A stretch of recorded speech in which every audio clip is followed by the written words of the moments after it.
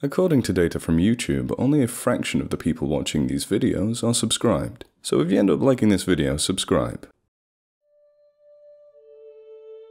I'm Not Allowed to Talk About Papswall by badfakesmiles. I've been keeping this a secret for years now.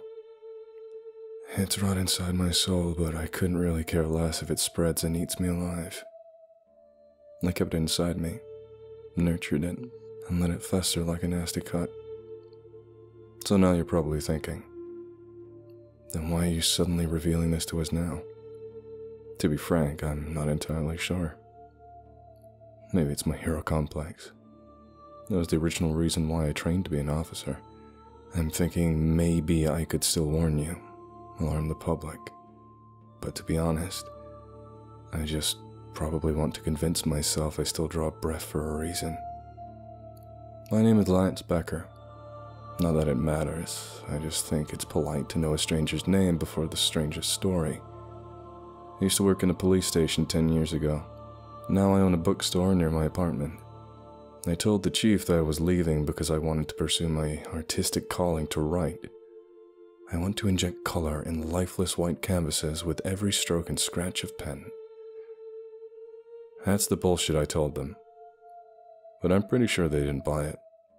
If they did, then they wouldn't still be watching me 24/7. No matter how much dirt you smear into those bumpers and windows, I know a discreet government car when I see one. You see, I left the force for a reason I'm not allowed to discuss. A reason I couldn't discuss, but I've moved past the sleepless nights and haunted visions. I'm ready to tell you what happened to Papswall. It was June 26, 2008. I was in charge of the night shift. Together with me at the station was my good friend Brom, and the new girl, Joanne. Brom and I went way back to high school. We consider ourselves particularly ordinary. We grew up without any answers to what we want our future jobs to be. We never aspired of being a scientist, a programmer, or an athlete. But at least I had some semblance of a goal or dream. I've always wanted to join the Justice League. Be a hero, you know? Well, you can figure out how that went down.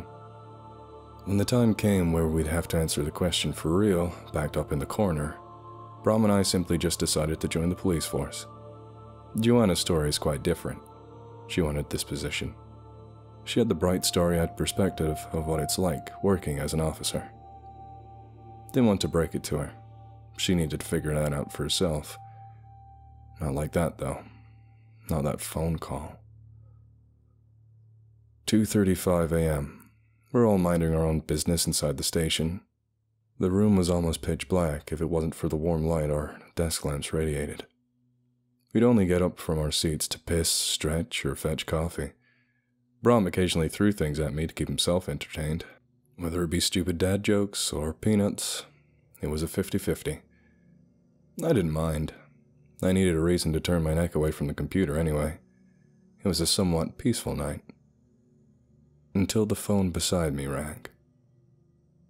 Brom almost immediately groaned because it meant we probably needed to do our actual jobs. Joanne perked up like a puppy hearing a bag of treats being shaken up. Me? I flinched. I got surprised.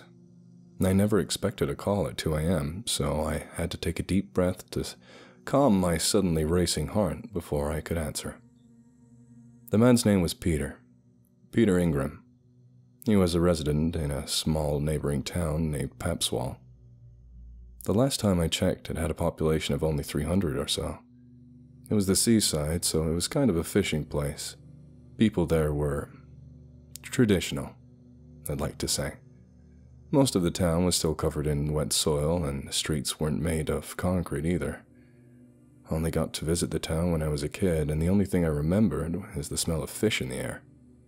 They had their own police station, if I could remember correctly, so that call was very odd and alarming. That wasn't what gave the situation away, though.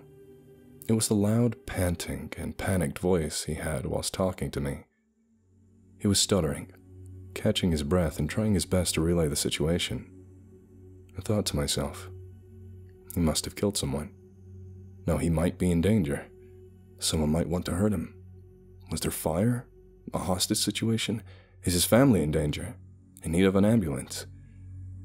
It wasn't any of those things. A girl flew to the sky.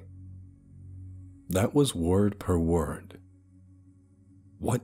I knee-jerkingly replied. He said that a girl was hoisted up into the sky.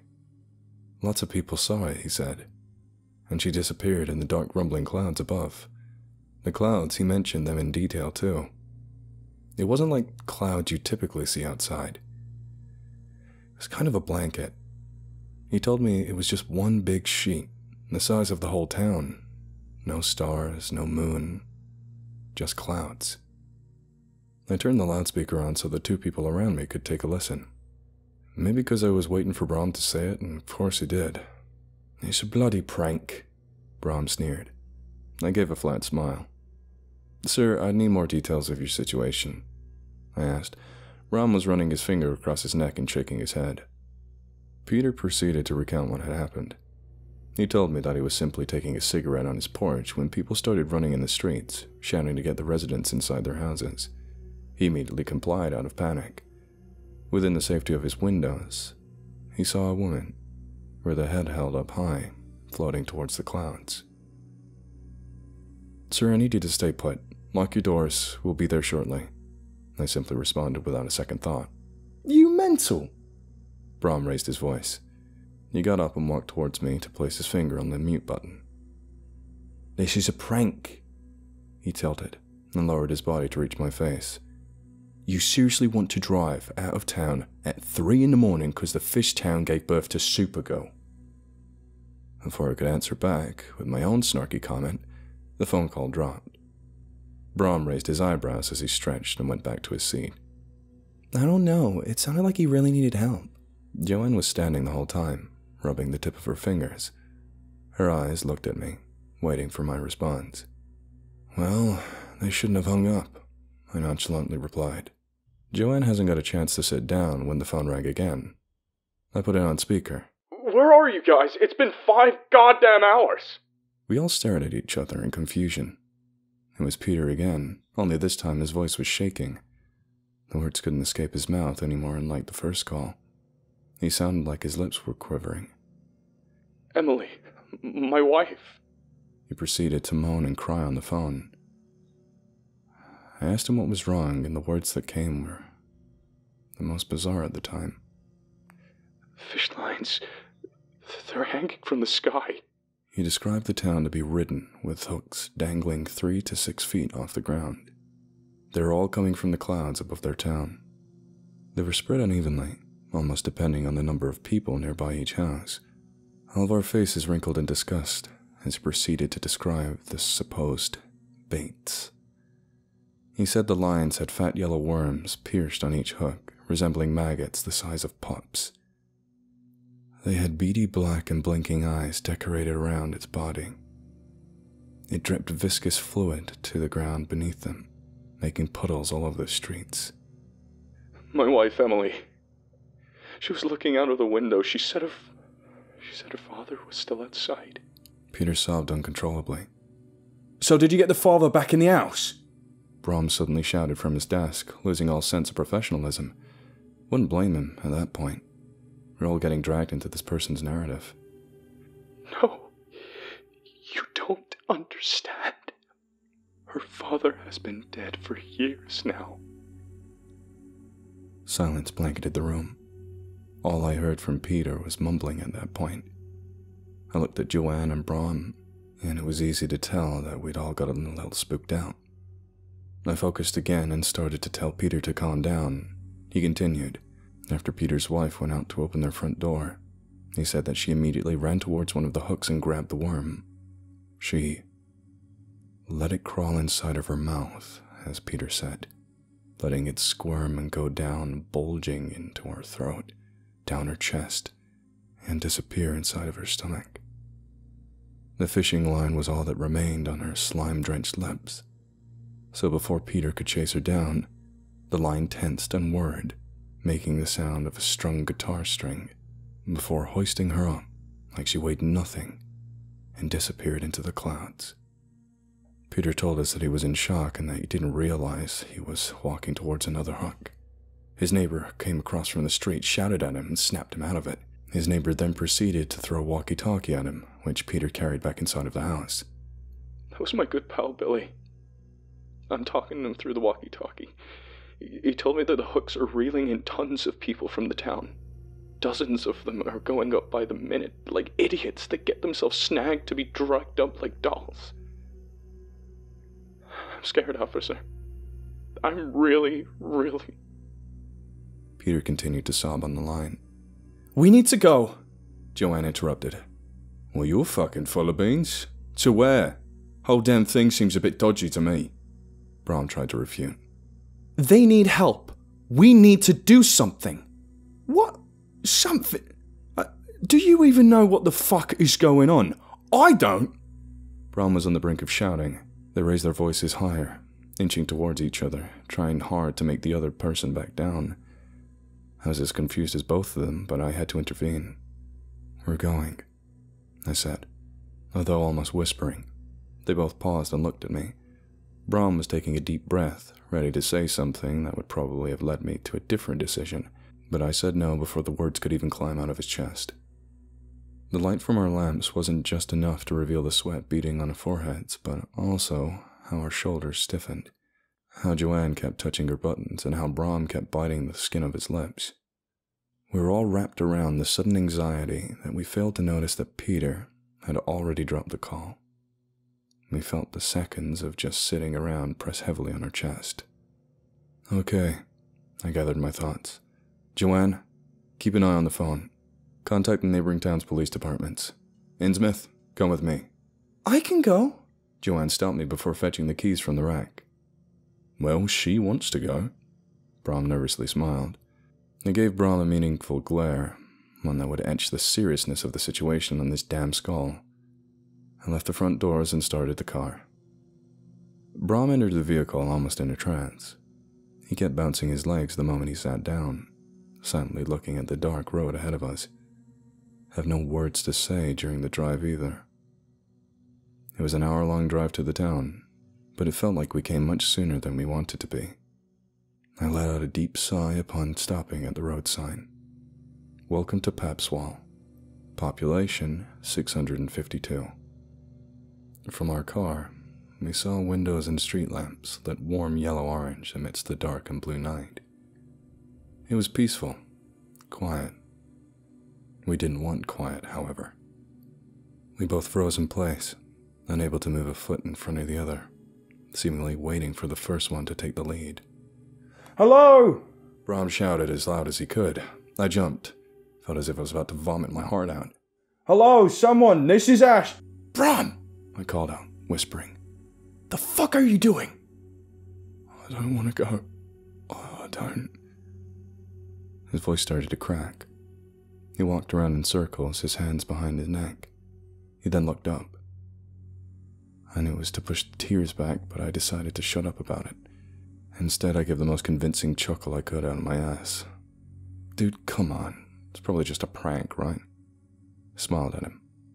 He smiled back, enough to give me a bit of comfort, enough to push myself to walk past the sign first. Walking forward, the salty scent of the sea welcomed us with a cold hug. The people of the town, however, never gave us the same courtesy. The houses were all lit up, but not a single shadow can be seen inside the windows. The front doors were wide open. They creaked and slammed almost in sync, matching our every step on the soft, wet land. Brom's gun was pointing at every corner I shined my light. I was honestly getting more nervous about getting accidentally shot by him, due to his nervous and snappy movements and his heavy breaths. I looked back and he was sweating like a horse despite the cold breeze. I wasn't a tough nut myself. I just needed to put up a front until we met someone. Anyone. Hey, look, Lance. No hooks from the sky. Yeah, no hooks. Honestly, I wasn't so sure if that was good or bad. We've made some distance going inside the town. Our steps made crunching noise on the rocky ground, so I looked back, and when I heard Brom wasn't taking any more steps, I checked. He was looking down, his eyes wide open and his hands almost loose, ready to drop the gun. What's wrong? I asked. I approached him, shined my light at his feet. My jaw slowly dropped. So did my heart. It was the puddle. The white, glistening pool of gunk. Brom raised his foot and the liquid dripped off of it like snot. I looked around and it was everywhere, every 6 feet, puddles of slime. And if our memory served us right, we both knew where it came from. I think we should leave, Brom mumbled, and I couldn't have agreed more. I grabbed his arm and pulled him away from being fixated on the puddle. We briskly walked back, passed through several empty houses, yet the sign nor the car were nowhere to be found. We started to walk faster, slowly transitioning into a sprint, until we caught ourselves running. We never took a turn, yet it felt like we were lost. The houses, the streetlights, the roads, and the puddles all looked the same. I was panicking. I kept on looking back to make sure Brom was still following me. The last thing I want is to be alone in this godforsaken place. At that point, we both knew that something weird was going on. We were going around in circles. The town seemed to be alive, morphing itself to keep us in. We just didn't want to acknowledge it. So we kept running, even broke the most logical thing to do and started taking turns, left and right, looking for something different. An establishment, a shop, anything. But it was the same old empty wooden houses everywhere. We stopped to catch our breaths. Brom fell to his knees, digging his hands in the dirt. Lance, what's happening? He started to burst out into tears. I looked around whilst grabbing the hair on the back of my head, looking for a sign, looking for a way out, when something caught both of our attention. A phone was ringing inside the house on our left. Where are you going? Someone might be able to help us, I replied. I pulled my gun out and pointed at the front door before kicking it in. I didn't need to. The door opened by itself, because of the wind, almost causing me to lose my balance from trying to kick it in and trip. I called out for anyone inside the house. No response. I slowly approached the phone. It was dirty off-white, with a pink hand-stitched holder at its handle. I took a deep breath and answered. What blasted on my ears was the sound of a grating scream coming from a woman. No! Hello? Please, stay put! I pulled back a little before I could recognize the voice. Joanne? I replied. Becker? How are you there? We're at Papswall. But how? You left just minutes ago. Everything was starting to spin around me. What? I asked her. Lance, the sign! Brom called for me from outside. It felt like a knife was pulled out of my chest. My smile was almost ear to ear. Joanne, have you called neighboring stations? No answer. Call already dropped. I didn't have time to think about what happened and simply ran outside to the house and followed Brom sprinting towards the car. When I got to start the engine, I noticed that he was still standing outside the car, looking at the town. I lowered the window to call to him, but he wasn't answering. I got out of the car again. Brom, let's go, I called out. I looked into the direction he was staring at and saw it. Something was glinting in the distance just beneath the street lamp. Mom? He muttered. Every hair on my body stood up. Brom, are you okay? I got nervous, especially when I saw him take a couple of steps toward it. My heart dropped, seeing him lean over, ready to turn back to town. The adrenaline kicked in, causing me to grab and wrap my arms around him before he could start chasing after whatever that was. Brom, your mom's not here. She's back in England, remember? I said, holding him as he struggled. After a few seconds, he started to calm down. He looked at me, confused as to why we were on the ground. Yeah, she is. We went inside the car and had a silent trip back to the station. We were still trying to process everything. I haven't even told Brom about what happened when I answered the phone. He seemed lost in his own thoughts. He never cared to ask anyway. We got back to the station at around 4 a.m. It was dark, but the sun was starting to peek over the horizon. When we arrived at the station, Brom asked me to go ahead inside. He wanted some time alone in the car. The feeling of confusion and dread still followed me inside the station. It didn't help that everything was so quiet. The only sound that could be heard was the buzzing of the air conditioning. I found Joanne standing and staring blankly beside my desk whilst holding the phone on her shoulders. "Joanne?" I called her. I grabbed her hand to receive the phone and put it down. She flinched the moment I touched her. Her eyes welled up and her legs started to go weak, almost causing her to fall to the ground. I was ready to catch her when she grabbed my desk and stood back up herself. No words were spoken between the three of us for the rest of the shift. It was safe to say that none of us got proper sleep after going home too. The next day, men in suits were swarming inside the station. The chief called me in and told me that some guys wanted to talk to me for an interview. To talk to the three of us. The suits called us one by one into the interrogation room. Inside were 4 folders, one for each of our names, and another labeled Case 7. They had their way with words, but to dumb it all down, all I heard was, "Shut up about it or die." It was pretty obvious to me that they had no idea what was happening either, or at least they aren't in any control of what happened. What they do control, however, is information. It was 10 years ago, and as far as I know, the town of Papswall was erased from the face of the earth. I heard it was nothing but a barren wasteland now. It's not on the internet, or any map you can find. No one would ever remember its name. Except for the three of us, I guess. Brom was the first to resign. He went back to England and stayed with his family. I resigned after. Having to see the phone beside me every day became too much for me to handle. Joanne, she stayed. But I haven't heard from her in a long time. This kind of thing sticks with you. Haunts your very core. Nothing you can do about it. You can't escape. So I let it eat me. It ate me up like maggots. Even though the suits tried their best, I still managed to save something from what happened. I got a copy of the recording of the calls. It was my own sick, masochistic idea of trying to remember the 652 people that disappeared that day.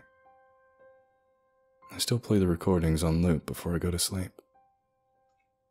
But not all of them. Not until recently. Maybe this is the reason why I decided to tell this story. Why I decided to scratch the itch a little. Not to warn you of the large clouds and dangling hooks, no. But because Joanne sent me something. Something I didn't need to hear. Maybe I just want someone, you, to take a glimpse of the horror we've been through. Not so much of a hero now, am I? I didn't need to know. I didn't need to hear the call that Joanne received right after Brom and I left the station. But there's no point in crying over spilled milk. The suits are coming for me now after this anyway. So I just let it eat me. Let it eat my soul. And let it eat my sanity. Or what's left of it. Start playback of recording, 26th of June, 2008, 3:06. Good morning, Ashbury Police Department. Hello? I was talking to Billy over the walkie-talkie, and he said there might be a way out of... Sir? Mr. Ingram? Oh God, Billy's kid, he's outside. He's running towards a hook. No! Joey, stop! Mr. Ingram, whatever you do, please stay put. He grabbed his son. They're both being Oh God. Billy, let go! Billy! Sir. Peter, who are you people? Billy, where are you? What's happening up there? Hello?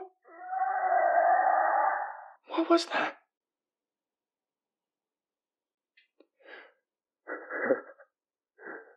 Nothing matters now, Peter. What are you talking about?